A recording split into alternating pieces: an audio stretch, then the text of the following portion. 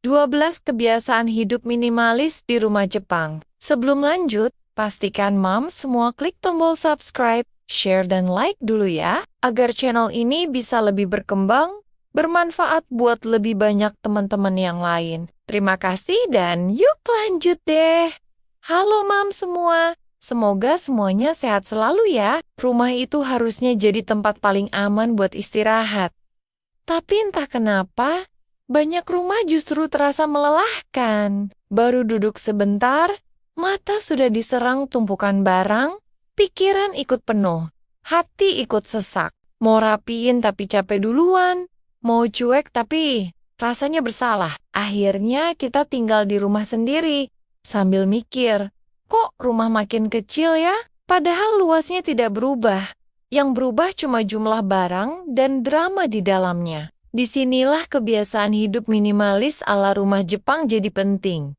Bukan karena rumah mereka cantik buat difoto, tapi karena rumah mereka waras. Mereka paham betul kalau barang bukan sekadar benda, tapi beban mental yang diam-diam menyedot energi. Rumah yang terlalu ramai bikin kepala ikut ribut, dompet ikut bocor, emosi gampang naik, dan yang kena imbasnya biasanya orang rumah sendiri. Minimalism ini bukan soal buang-buang barang sambil so estetik, tapi soal berani jujur.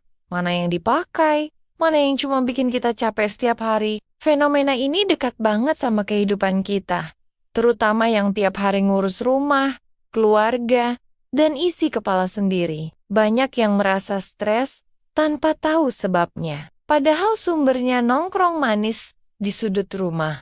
Berbentuk barang tidak terpakai. Kita kelelahan bukan karena kurang kuat, tapi karena terlalu banyak yang ditanggung. Termasuk barang yang seharusnya sudah pensiun sejak lama. Dan di video ini, kita bakal ngobrol santai tentang kebiasaan sederhana ala rumah Jepang yang pelan-pelan bisa bikin rumah lebih lega, hidup lebih ringan, dan hati tidak gampang meledak cuma gara-gara lihat lantai. Kebiasaan pertama, orang Jepang hanya menyimpan barang yang benar-benar dipakai. Dan ini kelihatannya sepele, tapi efeknya ke hidup itu besar banget. Mereka tidak menyimpan barang dengan alasan sayang, atau siapa tahu nanti kepakai. Karena jujur saja nanti itu biasanya tidak pernah datang. Contoh paling nyata itu baju. Kalau sudah setahun tidak dipakai, kemungkinan besar itu cuma jadi penonton setia di lemari, sambil bikin kita bilang, kok lemarinya sempit terus ya? Di Jepang, barang yang tidak dipakai itu dianggap sedang mengambil jatah ruang hidup. Dan ruang hidup itu mahal. Bukan soal uang, tapi soal ketenangan. Kebiasaan kedua, satu barang satu fungsi.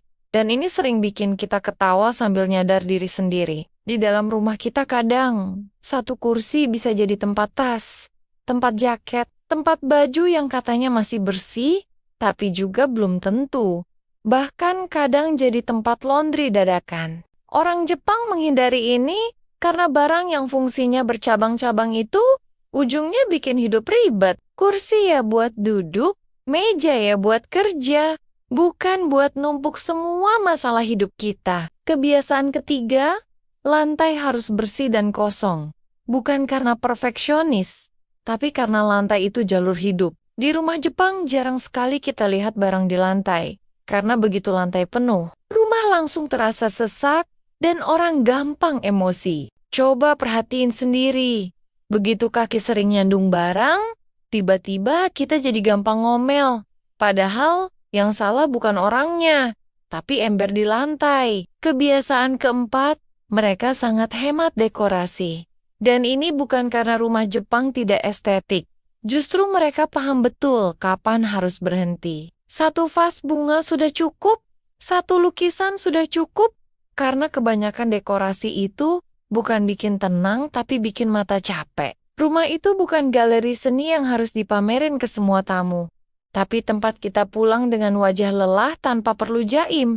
Kebiasaan kelima, membersihkan sedikit tapi konsisten. Ini favorit para moms yang tidak punya tenaga buat beberes seharian. Orang Jepang tidak menunggu rumah kotor dulu baru panik.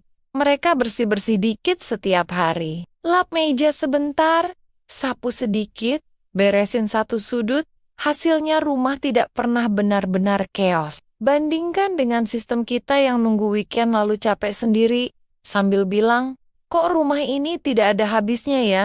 Kebiasaan keenam, barang disimpan dekat tempat dipakai, bukan berdasarkan estetik, tapi logika. Sabun dekat kamar mandi, alat masak dekat dapur, alat bersih-bersih dekat area yang sering kotor. Orang Jepang paham, semakin jauh barang dari tempat dipakai, semakin besar peluang kita malas balikin. Dan begitu malas datang, rumah mulai rusak pelan-pelan tanpa kita sadari. Kebiasaan ketujuh, orang Jepang jarang beli barang impulsif, dan ini penyelamat keuangan keluarga. Mereka tidak gampang tergoda diskon besar, karena selalu bertanya, ini perlu atau cuma lucu? Contoh nyatanya, alat dapur unik yang katanya bikin masak jadi rajin, padahal setelah 2 kali pakai, langsung pensiun dini di lemari. Dengan kebiasaan ini, rumah tetap lega dan dompet tidak sering nangis tengah bulan. Kebiasaan ke-8, penyimpanan lebih banyak tertutup daripada terbuka. Lemari ditutup, rak ditutup, karena visual yang rapi bikin pikiran ikut rapi. Di rumah Jepang, barang boleh banyak, tapi tidak harus kelihatan semua. Karena jujur saja, melihat banyak barang itu melelahkan, walaupun barangnya sendiri. Ini alasan kenapa rumah terasa berantakan. Padahal sebenarnya tidak kotor. Kebiasaan ke-9, memaksimalkan cahaya alami. Karena cahaya itu gratis dan bikin hati lebih hidup. Orang Jepang membuka jendela, membiarkan matahari masuk, dan ini efeknya bukan cuma ke rumah, tapi ke mood. Rumah terang bikin kita lebih semangat, lebih waras, dan lebih jarang ngomel. Bandingkan dengan rumah gelap yang bikin bangun tidur saja, rasanya sudah capek duluan. Kebiasaan nomor 10, rumah adalah tanggung jawab bersama. Bukan satu orang doang yang jadi superhero tanpa jubah. Di Jepang, anak-anak diajarkan beresin mainannya sendiri. Pasangan berbagi tugas, karena rumah itu proyek bareng. Kalau cuma satu orang yang capek, cepat atau lambat yang capek itu bukan cuma badan, tapi juga perasaan. Dan rumah yang penuh emosi itu rasanya berat banget ditinggali. Kebiasaan ke-11, tidak menyimpan barang rusak. Karena barang rusak itu janji palsu. Janji nanti diperbaiki, nanti dipakai lagi.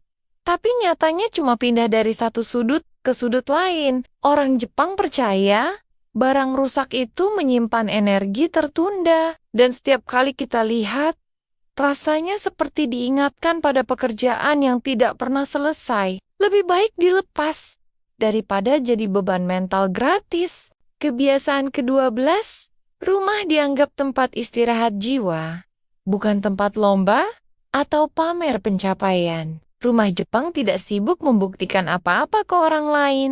Yang penting, penghuninya merasa aman, nyaman, dan tenang. Karena rumah yang baik itu bukan yang bikin tamu kagum, tapi yang bikin penghuninya bisa duduk diam tanpa merasa bersalah atau gelisah. Mungkin rumah kita hari ini belum sempurna, masih ada sudut yang berantakan, lemari yang susah ditutup, dan barang yang kalau jatuh bunyinya bikin kaget satu rumah, tapi tidak apa-apa.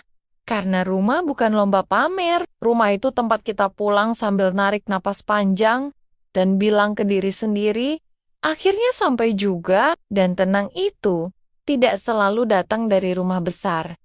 Kadang cukup dari rumah yang tidak berisik secara visual, pelan-pelan saja, tidak perlu langsung jadi versi rumah impian ala Jepang. Cukup mulai dari satu laci, satu sudut, atau satu barang yang selama ini cuma numpang eksis tanpa kontribusi. Karena setiap barang yang dilepas itu seperti memberi ruang buat kepala kita mikir lebih jernih. Dan lucunya, begitu rumah lebih ringan, emosi juga ikut diet tanpa perlu olahraga. Minimalisme itu bukan soal hidup serba kurang, tapi hidup yang tahu kapan harus cukup. Dan saat rumah tidak lagi menuntut perhatian berlebih, kita punya energi untuk hal yang lebih penting. Keluarga, diri sendiri, dan mimpi kecil yang sempat ketutupan tumpukan barang. Jadi, ayo mulai hari ini, bukan supaya rumah terlihat cantik di foto, tapi supaya hidup terasa lebih lapang dan hati lebih siap menjalani hari esok dengan senyum. Terima kasih, Moms. Semua sudah menemani dan mendengarkan ceritaku sampai akhir. Sampai ketemu lagi di video-video berikutnya. Jangan lupa share video ini ke teman-teman ya.